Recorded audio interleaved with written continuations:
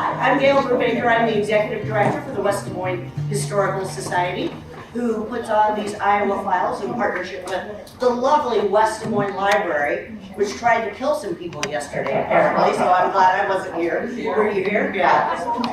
You can come see the Weary Ramblers at the Jordan House on Saturday, October 3rd. Just saying, yeah.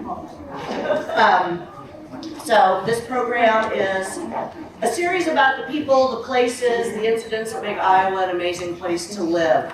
And in my opinion, Akeo Abdul Samad is one of those people. So he's been a voice in the fight for civil rights for more than 5 decades. He was a lieutenant in the Black Panthers in the early days, making sure that children had food to eat before they went to school. How radical. Yeah. He founded Creative Visions in 1996, and he's working to break cycles of poverty, violence, and homelessness. He enables people to take control of their own lives, which is an amazing thing to be able to do. He is often called on to mediate situations between the police, groups, individuals. He physically puts himself between these two lines and starts amazing conversations. So, and on a personal level, he is an amazing hugger. So, get a chance, give him a hug. You can tell that you are loved and seen when Akeo gives you a hug. We're just absolutely thrilled to have him here today as part of Black History Month.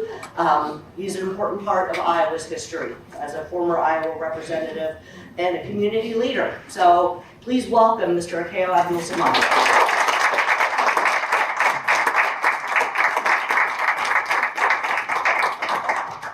First of all, that's one of the best introductions I've had in a long time, so I appreciate that. Secondly, I always give honor to God, because to me, without God, we would not be here. And that's my discipline. I wish not to offend anyone, but that's my discipline. Secondly, I want to thank you for taking time out this afternoon to allow me to take some of your time, a few minutes of your time to talk about the struggle and talk about life. One of the things that's difficult for me is to talk about me, because what other people see in me, a lot of times I don't see, and I don't feel, because my work started when I was very young, about 10 years old, and I was hoping she would be here by now, but my sister is on her way, because that's who I blame. Okay, see, here's the thing, and I'm going to talk about it a little bit. When something's not right, y'all got to speak up. Okay, see, that's one of our problems in society today. We're not speaking up enough. We have to learn to do that. But my sister just came in, and I want to say that, and she has GPS and still was lost. So I just want to say, this is my baby. This is my baby sister right here. Please give her a hand. And her friends are Tyra. And also, I'm so honored. I have 2 of my daughters here. Here in the back, Gaylita and Nikki. We raise your hand.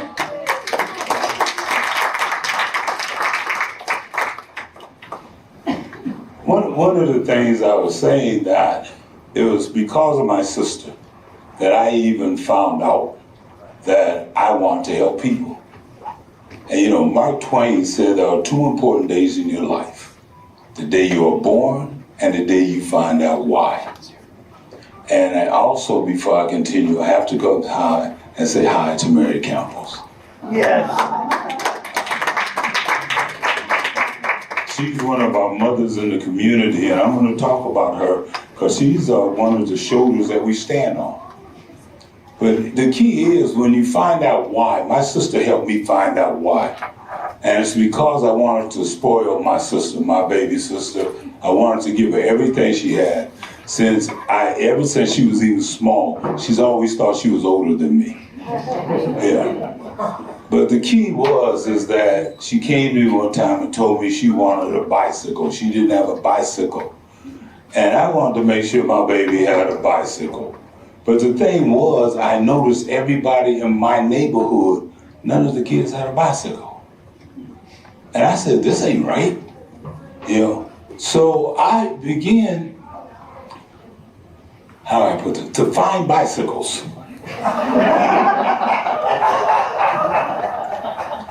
And we lived by Center Street. And understand, that was the black community then. That was the black neighborhood. That was the power base of the community. And so, as I found these bicycles, I used my basement at 830 17th Street to put these bicycles together so they wouldn't look the same after I found them. Now remember, I was a child, okay, and the statute of limitations are over. So the key is, you know, the key was my sister had a bicycle, but also so did other neighborhood kids. And everybody had a bicycle at that time but me. I didn't think of having a bicycle. It wasn't even an issue with me to have a bicycle as long as I saw other individuals riding the bikes and smiling. And so I found my purpose then, and my purpose I realized was what? To help people. That's all I wanted to ever do. And that's why I felt, and I never ran with any group. The closest group that I began to run with, and I think we need some other chairs, the lady here with the cane.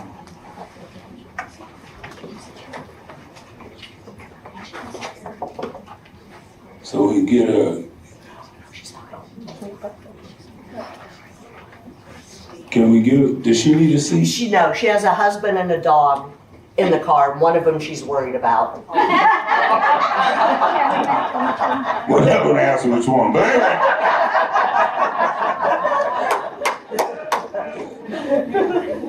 I got a beautiful dog at home too, but anyway. The whole key is that when I realized that, and I wanted to do that, I started giving my life toward that.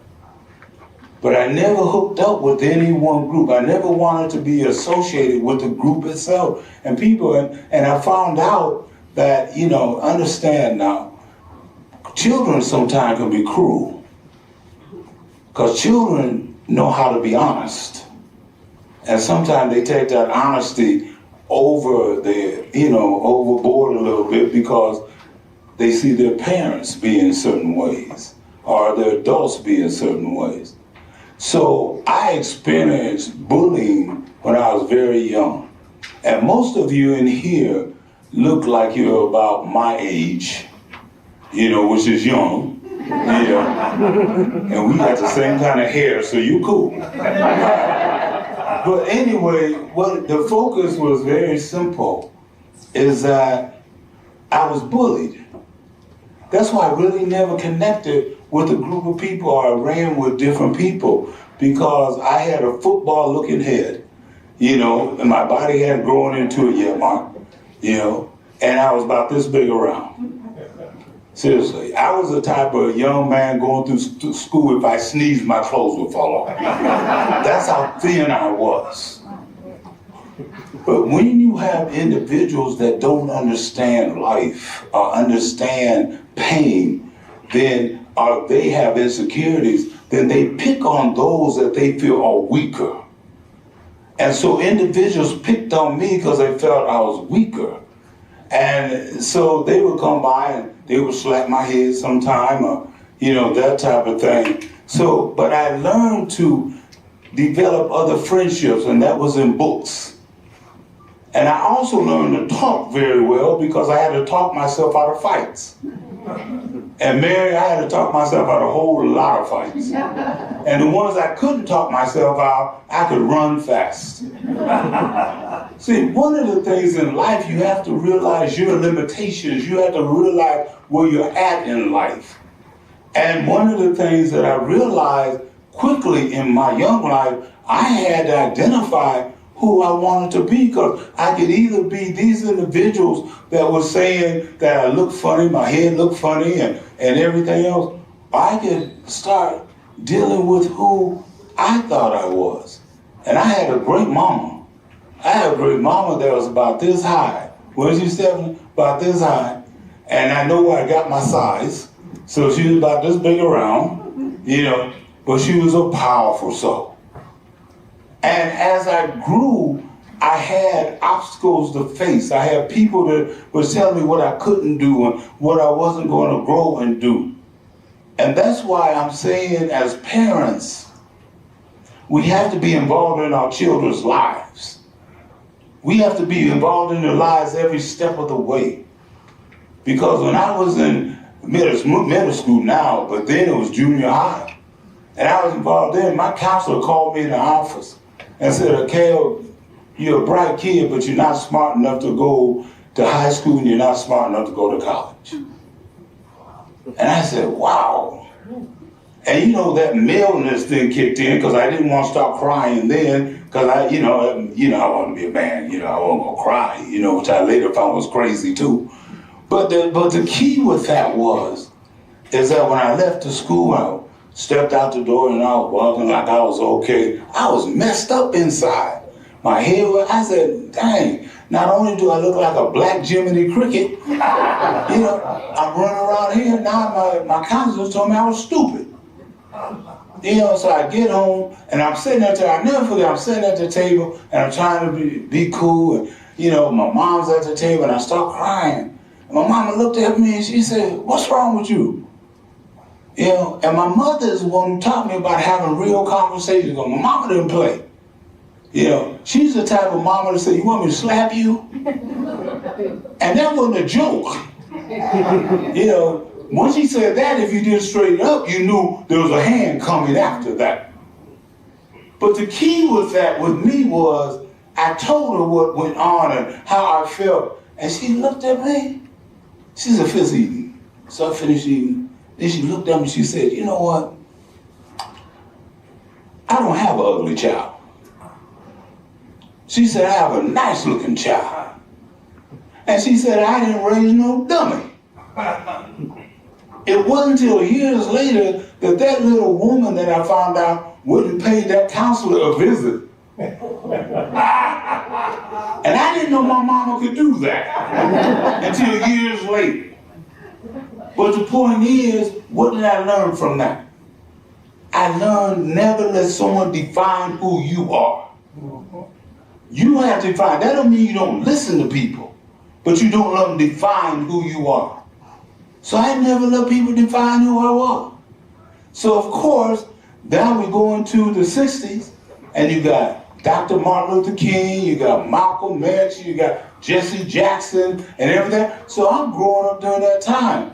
But I'm also, the first time in my life, man, I couldn't play football.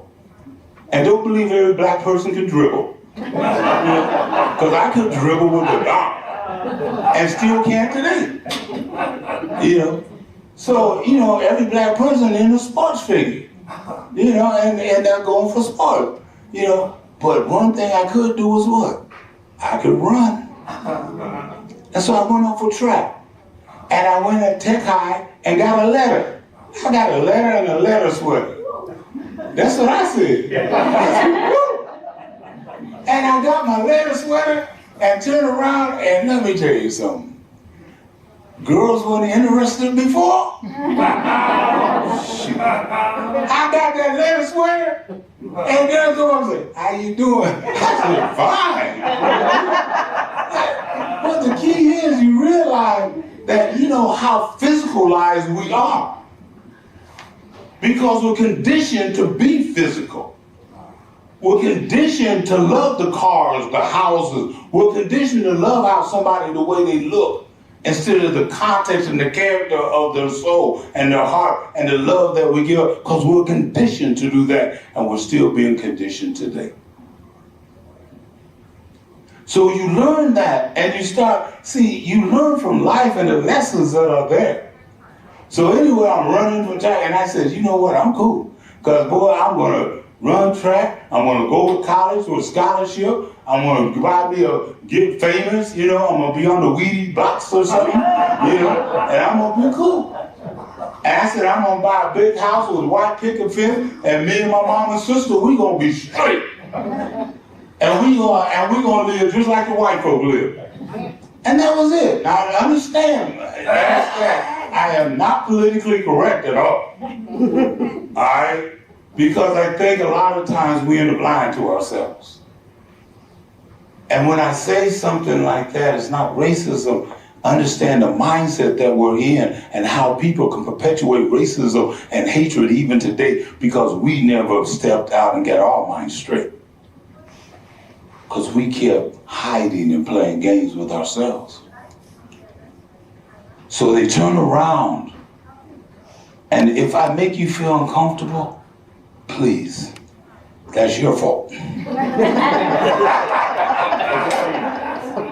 Amen. Because I've been uncomfortable all my life. All my life I have hurt. Even today. Because, and I'll explain to you why.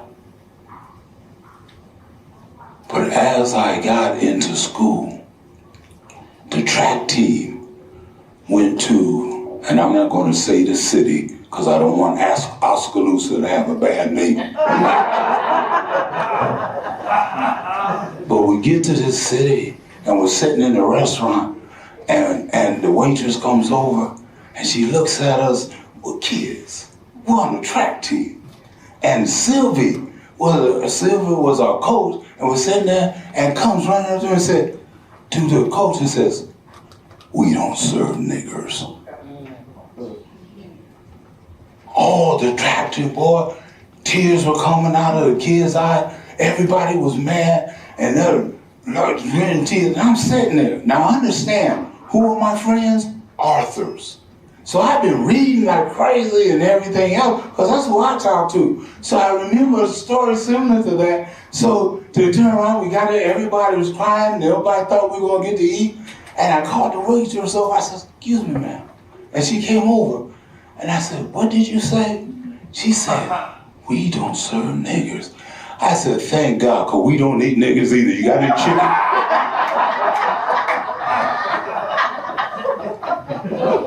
You see, you learn to laugh to keep from crying. And you learn to deal with the situation. And how do you take a negative situation, turn it into a positive situation so it educates people at the time?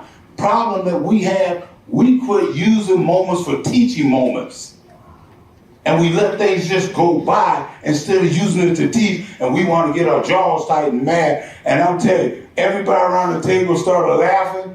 You know, everybody, even the waitress put a smile on her face, you know, and she went back to the kitchen, and they didn't serve us, they gave us food to go, and we ate it on the way. And we got into the relays, and the other kids were calling us names and everything, because most of the track team was, of course, brown and black. And we were running, they said, "Oh yeah, you know, they're going to do this, that." But what we did, and I told my colleagues on the bus, we took on every trophy that we had taken to track team. And we hung out the window like this.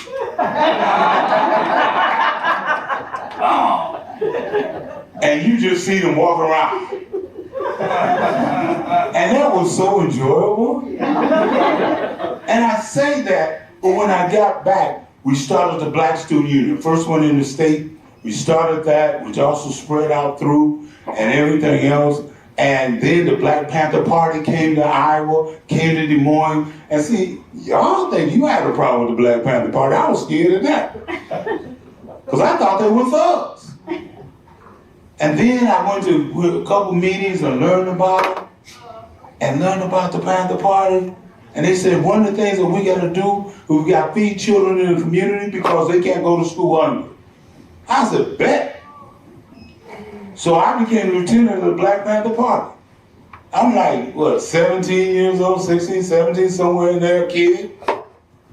And we're feeding kids every morning. We got up to almost 250 kids every morning, feeding every morning. Claudius and Deacon and I would drive the vans and go pick them up. Neither one of us had a driver's license. And that's when the police and us were friends back then. And they would see us driving, they look and say, "Kale, take that home." And we just be driving around, driving the kids and everything else. And then guess what? Because of the system, they didn't understand our mission. They didn't understand, especially in Des Moines now, all we want to feed children. So we set up feeding children. We set up a free clothing store. We did different things. And understand, that free breakfast program is going on even today, 50 years later.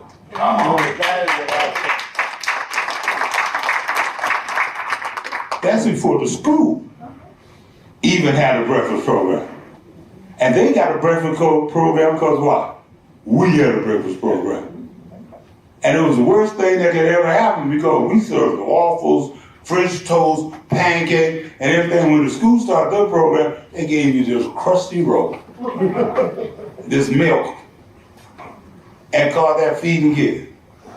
I'm serious, they got better since then, almost. So, but the key is that the gun for us wasn't picked up until 1969 for us in Des Moines. I just want y'all to know, none of us were trying to be violent or anything else. And this is what you had. Can I get them up? This is what we had. This is the May 11th edition of the Panther Party newspaper. That's what it was. Des Moines was in this issue. You want to know why Des Moines made this issue? Because the government had decided that one of the most dangerous chapters in the Black Panther Party was Des Moines, Iowa. And we hit President Nixon's desk, and Nixon told, and J. Edgar Hoover told him the best way to deal with us was to get rid of us. So Drake Relays weekend, this happened.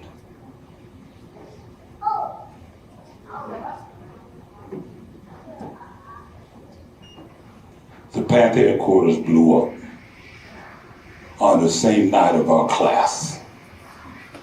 Our class, the reason why I'm able to talk to you today is because we were late coming to class because our instructor, Deputy Minister of Education, did not have the test ready for us that evening. So we were late.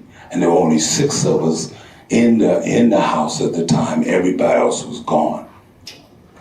Understand, you're looking at, I think this is the neighbor's house. The house when we're in is the back. Go a little bit, neighbor, okay?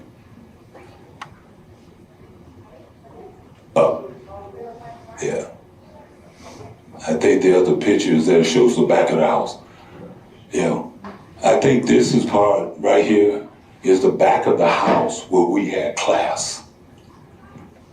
If we had been in class, all of us would have been dead today. Bill Fowler, who, I don't know if y'all been on 19th and I think is University. There's a purple house that sits up on the corner. Y'all seen that purple house? Mm-hmm. Bill Fowler, at that time, another young man, just finished using the restroom. And I say this, I mean, if he had a grunting one more time, he'd been dead. But he opened the bathroom door and the bomb went off and blew him all up against the next wall. I'm saying that because at that time that this occurred, we in the whole country was feeding over 20-something thousand children every morning. We were providing clothes and stuff for the children. So my commitment was always to the point of serving the people. And so we looked at that and that time, and I really believed in my heart, this is what I'm meant to do. This is my life. Because if it wasn't, I wouldn't have been here. And since that time, I have been close to death probably over 11, 12, 13, 15 times. From guns being stuck down my mouth, from being beat half to death, you know, that type of thing. But you know what was really unique? Is that 2 weeks later, a building at Drake University blew up, the Des Moines Police Department blew up, and a couple other buildings blew up 2 weeks later. And Chief Nichols came out and said, Don't worry, we're going to have everybody in jail within the next 2 weeks.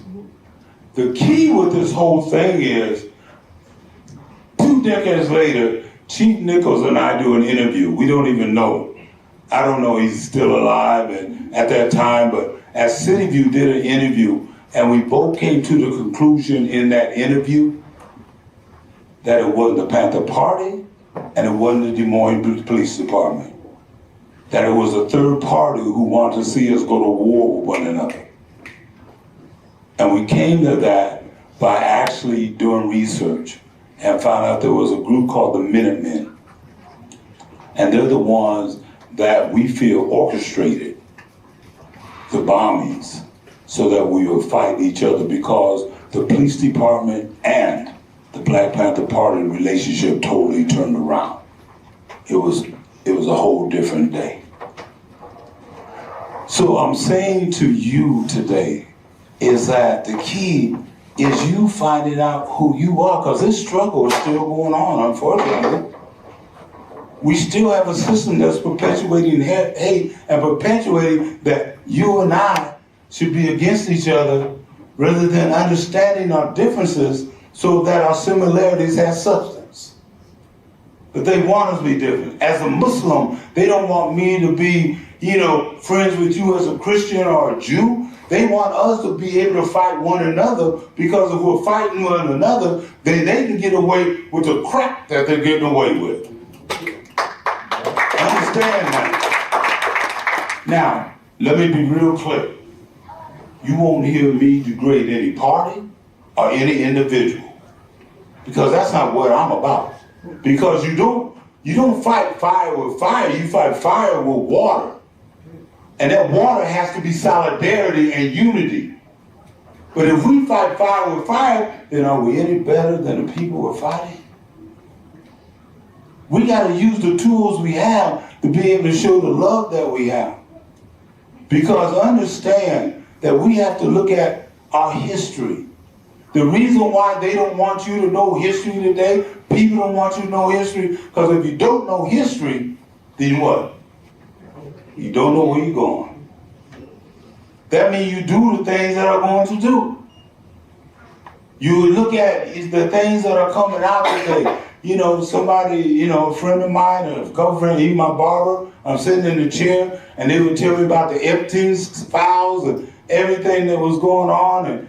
And I sat there, and I said, we also got to understand when there's nothing new. They've been snatching babies before I was born.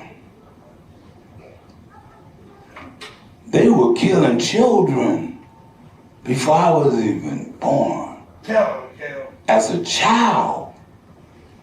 And I'm saying you don't have to be a billionaire to be in that. If you remember the little girls that were killed in the Birmingham bombing. Babies are being killed. People have been killed. Black and whites have been killed for struggling for what? For justice and for freedom. But if they can get us fighting just to be able to love one another, just be able to approach one another instead of dealing with the root cause, then they can continue doing the things that they want to do. You see, we got to understand that, can we get Al Sharpton and those individuals, Muhammad Ali, those individuals, Martin Luther King, Medgar Evers, Edna Griffith right here from Des Moines, Mary Campbell. These are the Moses generation. See, that's the Moses. Now remember, let me bring it in perspective for you. Moses and others, they turn around, they didn't cross over to the promised land, right? Are y'all with me? Yeah. You sure? Yeah. Okay. If I lose you, see me after the talk. So, but they didn't cross over. They said, we're not going to cross over.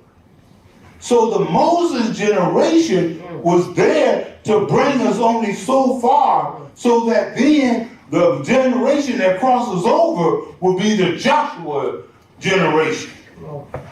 Amen. That'll be our young people that were you in this room are in the Moses generation. Mary Campbell and them are in the Moses generation. Ali, was it? Don't he look good? I mean Ali.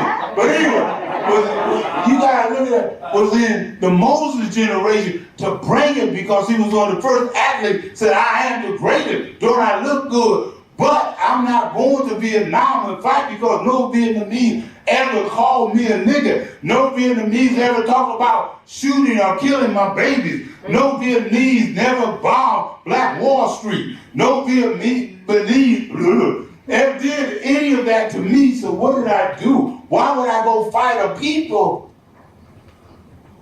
that are trying to survive themselves? Yeah. When we needed to fight for what was right for us. When schools were still being segregated. When women still didn't have rights. See, understand now, when this country was developed, the forefathers, I ain't mad at them. I ain't mad at none of them. But our history is clear. When them criminals got here, when they got here, they set up a government that be able to fit them and who? Their family. Native Americans were not involved, black people were not involved, Chinese were not involved, and women, you weren't either. They said the women are to be what? At home what? Come on. Barefoot and pregnant. Don't think about getting in government. Don't think about voting and having a voice. They said, we got this. So they set it up. So that means you weren't involved in what needed to be done. I wasn't, you wasn't. So that means from day one that this country was set up, it was set up for 74. So I ain't mad at them, because they did what they had to do to survive. What hurts me is that as we learn that, we stay silent. What hurts me, we don't do what we need to do as a Moses generation to get and prepare for our children to be the Joshua generation, to be able to go into and experience the promised land, because we're still fighting. The reason why you're still with us in the Moses generation, because we quit fighting. We quit having unity. We quit understanding what love was. Then we let some psychologists jump up and tell us, and most of us growing up, they telling parents what? You know, don't punish your child. Become your child's best friend. My mother was dying, and my sister and I was taking care of her. She was in the house, and one day I sat there. Me and my mother had the best conversation we had in the 45 days that she was at my home. And one day I looked at her, I said, Mama, why weren't you my best friend? My mama looked at me. Said, I'm your mama, I ain't your best friend. I said, but you didn't want to be my friend. She said, you want me to slap you? She said, I'm not your friend. You got friends. But what I learned from that is that you have to distinguish between your family, your friends, and your fan club. See, your fan club will keep you in heaven because they usually love company. And you all remember the fan club when you were in school? Go ahead, fight. Go on, yeah, you ain't gonna let them talk about you like that. And the minute you get in a fight, they're the ones talking about, I told you not to. That's your fan club. And you got a fan club today. And your fan club will get with you immediately, what? On Facebook, on Instagram, on all the social media, and have you going crazy because they're putting all that negativity on there instead of the positive that needs to be done. And we turn around and most of us don't even know what our children are doing on social media. Because we're not into it. See, we got to be able to change. Now understand, you are the Moses generation. Let's prepare now for the Joshua generation so they can enter into paradise. Because right now ain't no paradise. Right now, schools are being underfunded. I'm not trying to get political with you. I'm trying to say, let's have some real conversation. Women are still being disrespected. Our babies are still being conditioned. We're still being conditioned. This is reality where we're at. So individuals that have come up, like Ali that we thought was crazy, will turn around who wasn't and do it. Then we have other individuals like Al Sharpton, and other individuals that have come up through the years. Go back, because he came up too.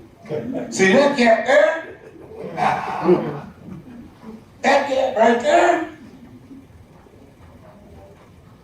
He okay.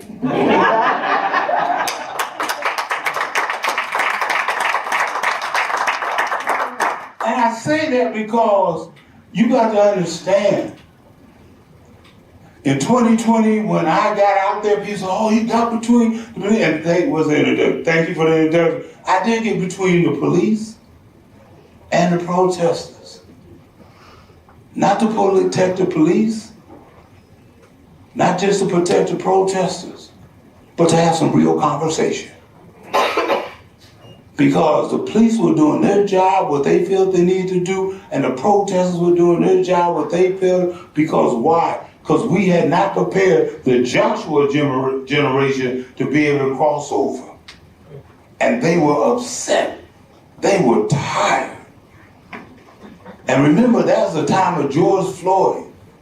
And I wish we had brought that other slide we did. That was the time of George Floyd and others that have been killed. And people were tired and upset and frustrated. So you got to understand, you can't be mad at them. You can't be mad because we didn't prepare the way. Because, see, we went home, just like after the Vietnam War. Came out Vietnam War, we thought everything was going to happen. Boy, society was going to change. We were going to be all right. But what happened? Black folk cut the afro down and it was looking good, and somebody came around and had us wearing platform shoes and walking around. We couldn't even run from the police step if we wanted to.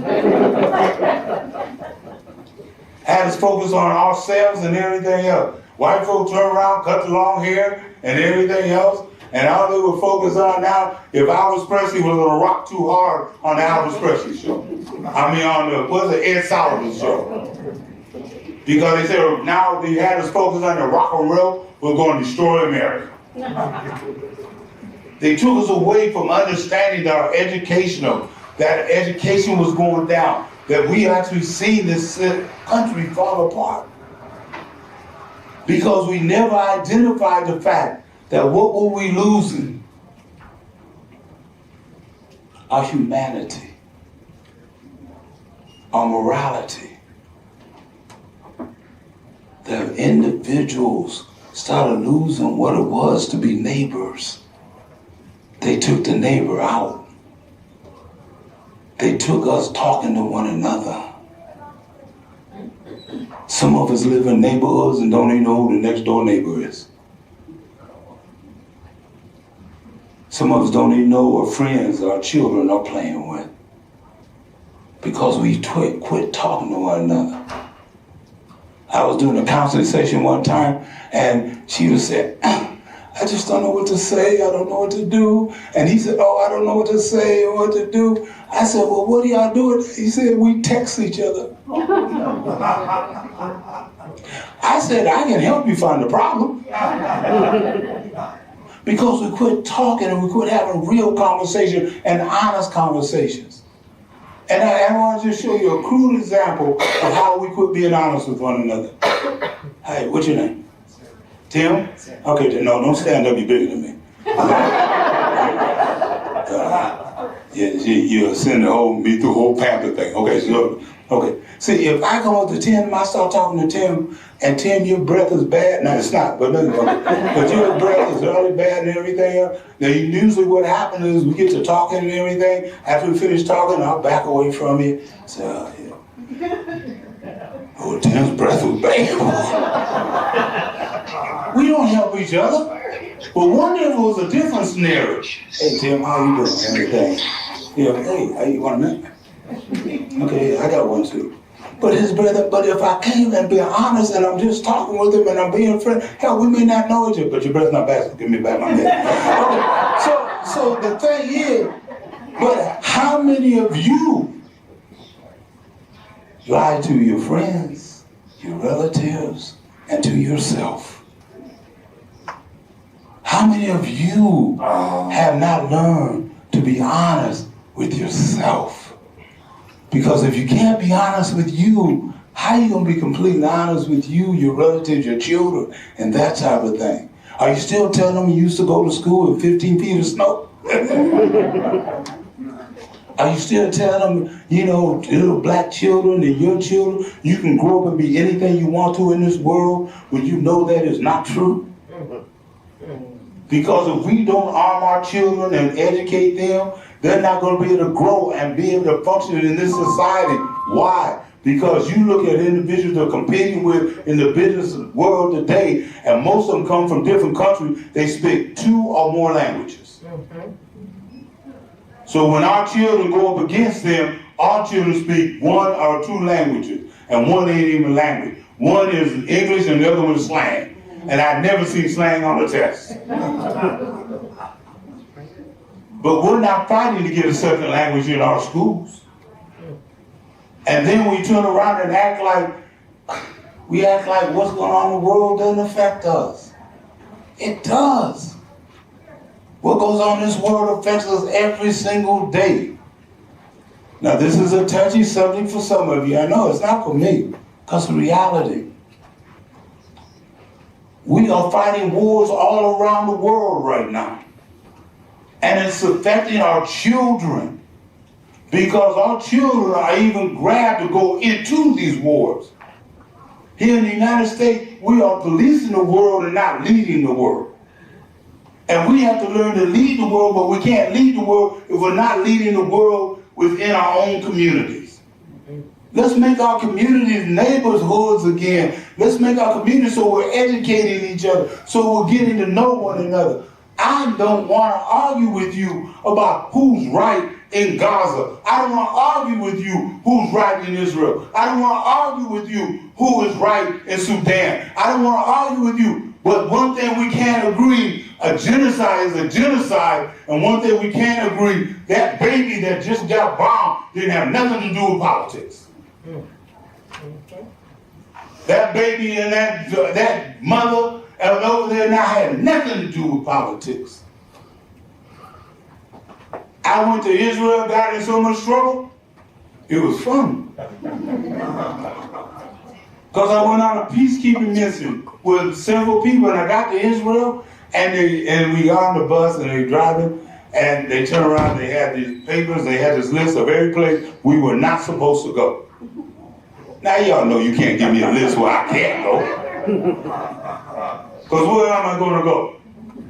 Under this I can't go. Because I want to know, especially if you tell me I'm not going to die.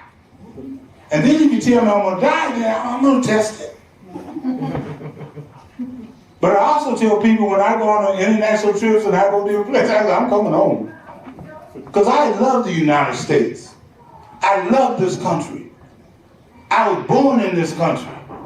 But what gives me the right with my country is that I have a right to criticize the ills of my country. I have a right to stand up to make sure my country represents who they're supposed to represent. And when I was in Israel, that's what I did. And I'm probably the only individual that ever went to Israel that made the Christians mad at me, the Muslims mad at me, and the Jewish mad at me.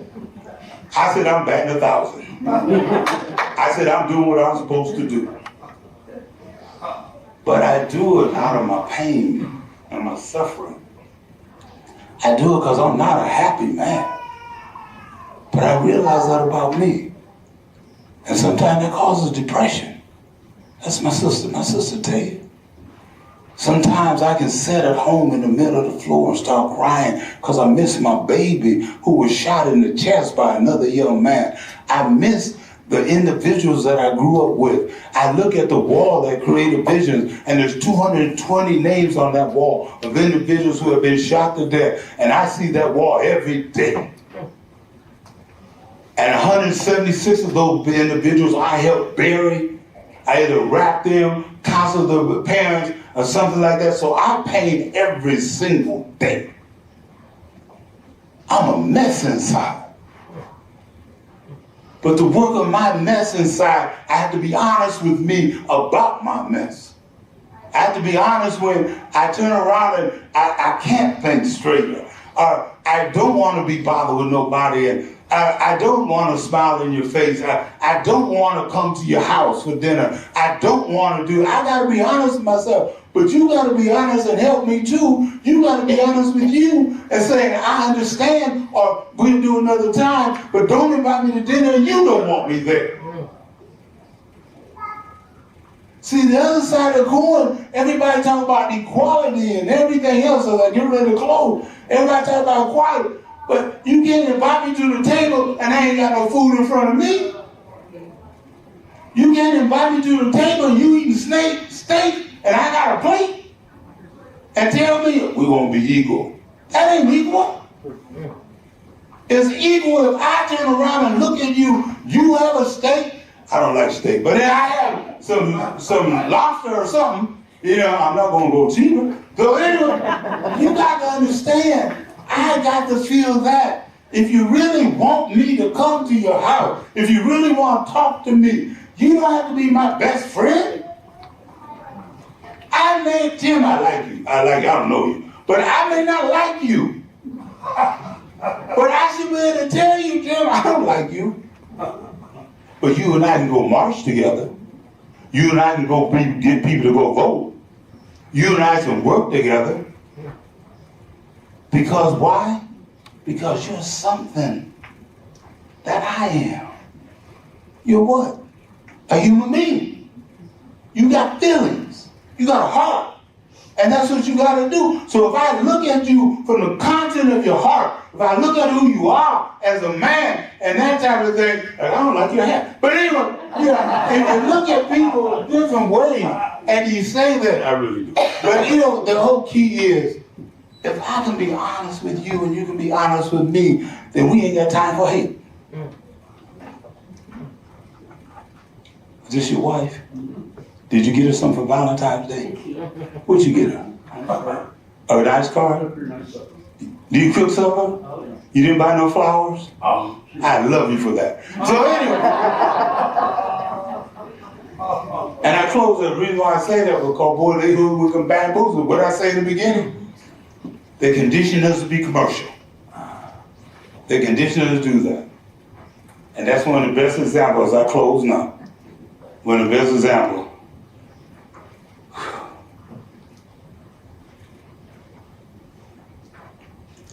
If they can get us to buy some flowers on one day out of the year to tell somebody I love you and charge you 10 times what it would cost you the week before, that means we're sick. Wow. We got caught up. And that's what they have us do all the time. We were out, April and I were talking with April. I gotta thank April. April keeps me on time and everything else, and they please give her a hand.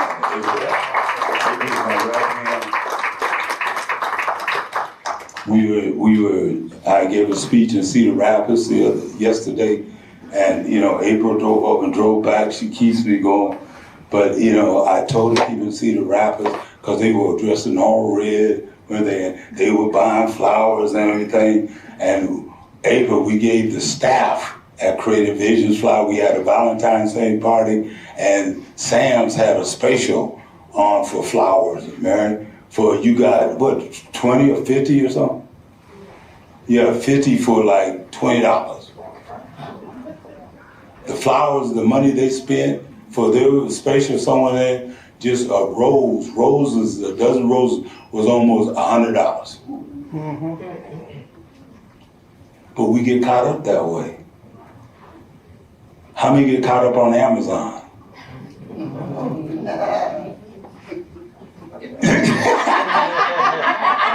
We get to buy stuff we really don't need.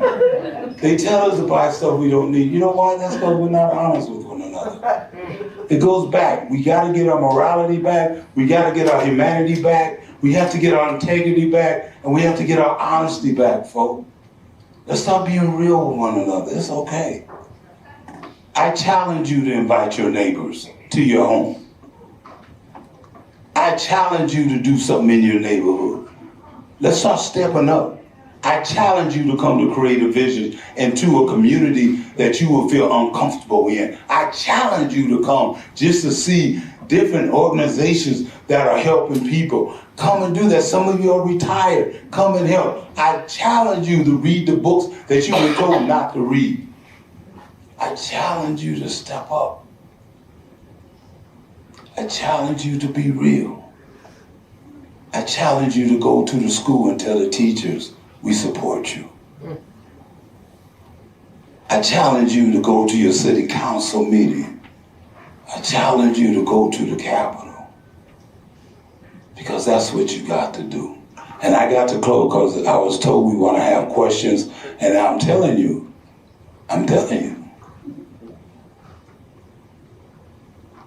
this will probably be the only setting you're ever in that you can ask any question you ever want to ask. What you heard, what you think you heard, what somebody told you, or any question you ever want to ask about society, about life, about something going on. This is your time to ask that question. If you do not ask that question and you go home tonight and say, I should have asked that question, I'm going to give you my telephone number. And when you call me, I want you to call me. And the first thing I'm going to say, why did you ask that question while you and me? But I'm going to answer your question. But I want you to ask that question today. I don't care what race, anything. This is your time.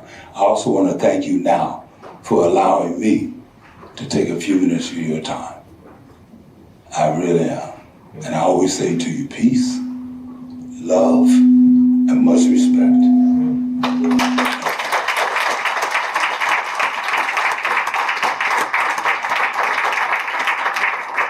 Okay, we have a question. For low-income parents or new Iowans, what advice and direction would you encourage? Leave the country? No.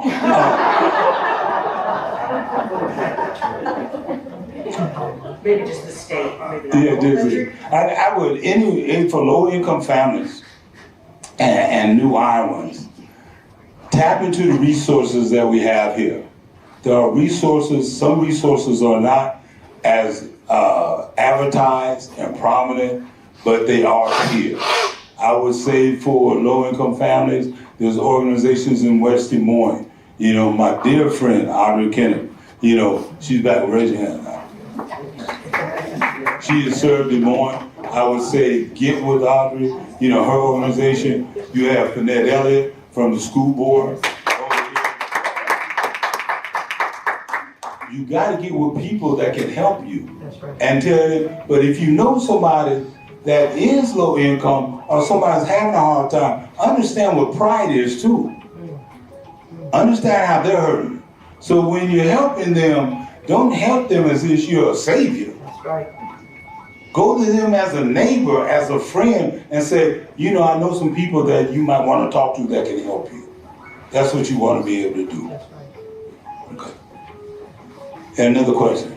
Philip, let me ask you, is there anybody here that's mad at me? Oh, boy. Why don't you like my hat, Kel? Why do I like your hat? You want me to like your hat? I don't care if you like it. I want to know why you don't like it. Did I tell you I didn't like it? Yeah, you said He wasn't talking to you. Yeah, can I ask you a question? Man, I'm 64 and blonde, so I misunderstood. You're 64 and blonde? Yeah, so my apologies. That's how you talk about No, And that's my good. buddy's daughter is on a swim team in South Carolina. That's why I wear this hat. Okay, so when I pointed to him, you seen double vision and thought I was pointing to you? I'm 64 and I'm blonde. I love you though, man. I love you too, bro. I love you too. I would say, Are those prescription glasses? Hat is a sweet hat. Are those prescription glasses? I'm sorry? Are those prescription glasses? No, these are Oakleys. Oh, but not prescription? No, sunglasses. We know the problem. Okay. This is cool. We're all right. And I just want to deal with anybody that has any issues with me on my talk or anything, because this is time to iron them out. You know, that type of thing. Yes, ma'am. Lisa, who grew up in the Drake neighborhood, asked if you ever had any white members in the Black Panther Party. No. What happened is, you know, the thing is that when the Black Panther Party started, Black Panther started because black people needed to know that we could secure our own autonomy.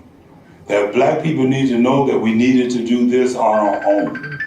But there was all allies. We did have allies. The allies that we had was the SDS, Students for a Democratic Society. We had other individuals, and we fought side by side together, you know, but never in the Black Panther Party was that allowed. Okay. But it wasn't because of racism, let me be clear. Any other questions? Yes, ma'am. Yes, ma'am. Okay. Yes, Ms. Finette. I have been to Creative Vision. And You gotta speak up, please. Okay, I have been to Creative Visions, and I have seen the great work that you do. You and April and the staff as far as the community outreach. The programs that you guys have are just fantastic. The question I'm asking, we don't have anything like a Creative Vision here in West Des Moines. The demographics are changing here in West Des Moines. We have large families that need help. Audrey can't do it by herself in running the Department of Human Services. We need more community involvement or an agency like Creative Vision that can fill the gaps that exist right now. So when are you coming to West? As soon as y'all get the money. To bring the agency in is takes funding. I also want to introduce Maria Rivas, who's over there. She's on our board of directors, right there. We were asked yesterday to bring Creative Visions to Cedar Rapids. We also have been asked to bring Creative Visions to, what's that? Where, Liberia? Was it Liberia? Kenya, in Baringo County. They even donated us a building, and they've been waiting for us to come there. They've given me 10 acres of land to come and build my home there, and we haven't gone yet, because I also don't go somewhere don't think I can get back into this country. Yeah. And right now, leaving the country and trying to get back into this country may be an issue, you know, at the whim of people who make those decisions. And like I said, I'm always coming home. If I gotta box myself up and ship me back, I'm coming home. So, you know, but the key is we would love to have some negotiations, some talk about coming to West Des Moines. Because West Des Moines needs it. There's no place that is unscathed right now. You know, you see that in food pantries picking up, you see that in gang activity, young people not knowing which way to go and that type of thing. I don't care where you go in this country, you see it happening now.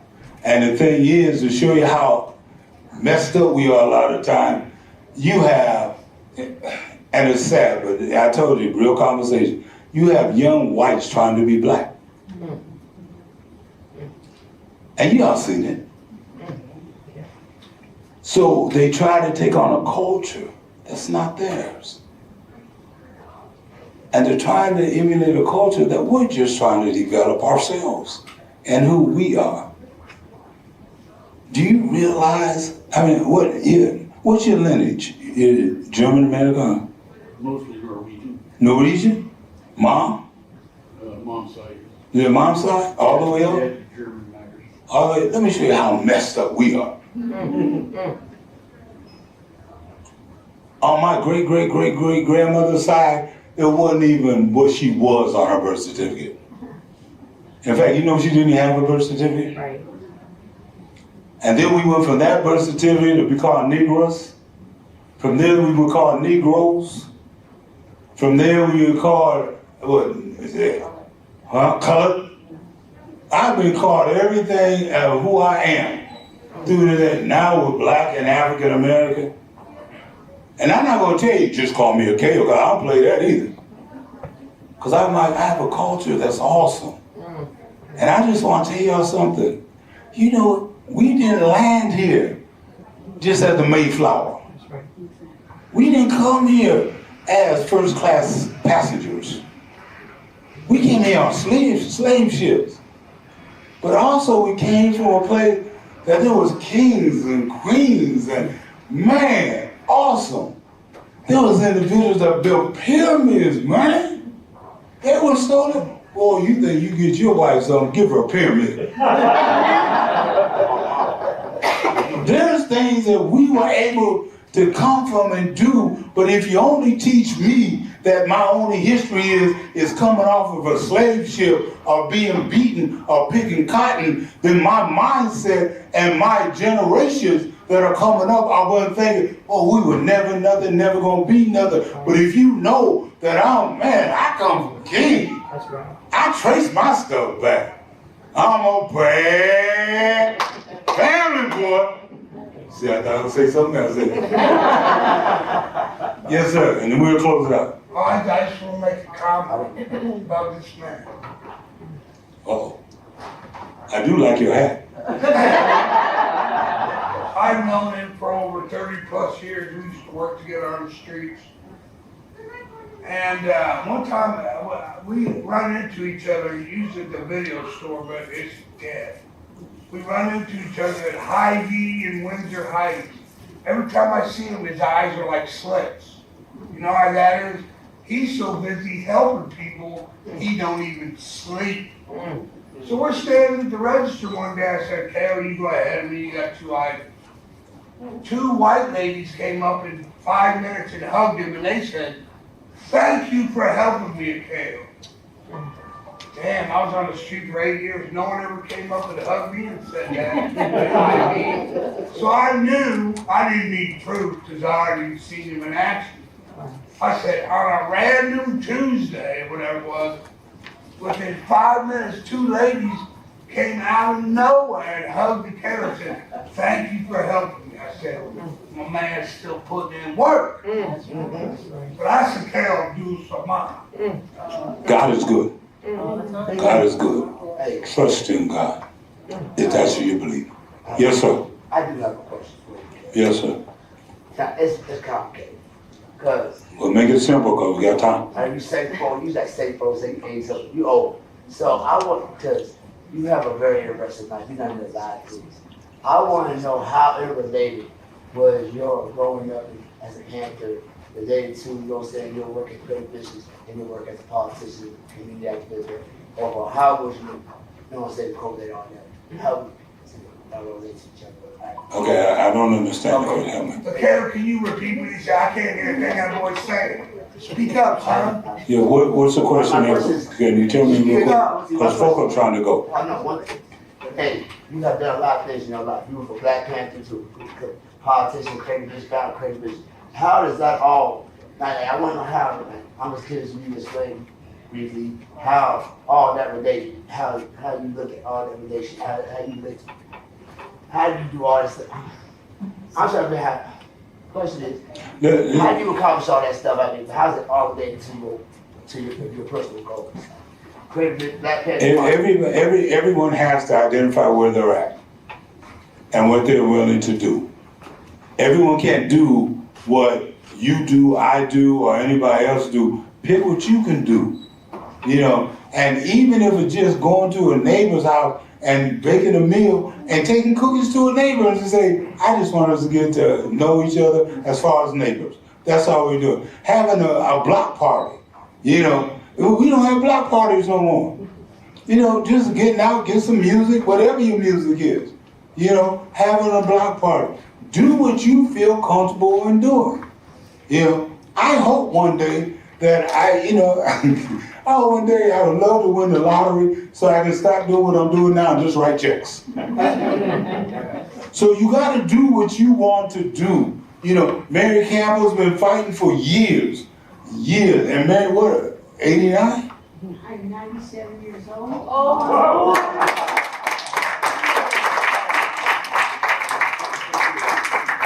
Thank you for the opportunity because I I've been voting since I was 18 years old.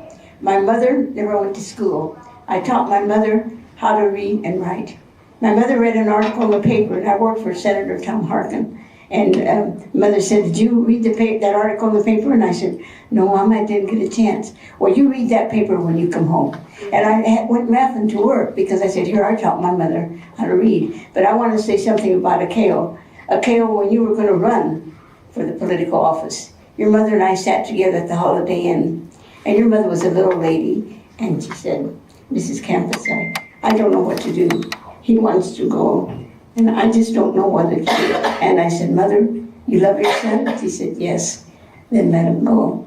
And that's what she said. You know, you gave me the right answer. You loved her. And she loved you. And all of us here are mothers. We're wives, we're aunts. And God bless all of you for being here. But remember, I'm brown. I have a tan. I don't need to worry about sitting in the sun because I'm brown already. But if I get in the sun, then I will get sick. But you all want to be brown like me. But that's not what's meant to be. The Lord gave us all life, and you have answers. We have 10 commandments, and those are the commandments we're to live by. It hurts me greatly to see my own friends not talk to their friends because they're Republicans or they're Methodists or they're this or that. We are all brothers and sisters, and we have one God, Jesus Christ. And I thank you very much, Kale, for having me here.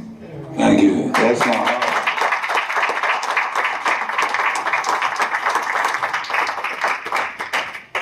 97 years old. Now ask yourself, what am I doing? Because Mary is still on the front lines. And she's still struggling. But she's being visible. Mark, before that, I got to close because... Can I say one thing to tell real quick? Go. I want to piggyback on what she said. Jelly Roll said on the Grammy, Jesus is for everybody. Okay. You know, And God, no matter what you believe, God is for everybody. And you know what I tell people today? What's that? If Jesus landed on earth right now, ICE would arrest him. Because he would be there. And I don't mean that to be funny. I mean, that's the mentality we are in, the climate we're in. But the only one that can change that is you sitting in this room. Reach out. And that means that if you want me, seriously, if you want me to come and sit down with your group, your T group, your different organizations, everything, I can come and do that. If you want me to come and just sit and have tea with your group, I will do that. And we will have an honest conversation. But know one thing, we will have an honest conversation. And I don't argue religion, I don't argue politics. I want to argue with you because you have a right to believe what you want to believe. But you also have the obligation as a human to listen to different perspectives. That means it's time to start listening to your children as you want them to listen to you. Thank you, everybody. God bless you.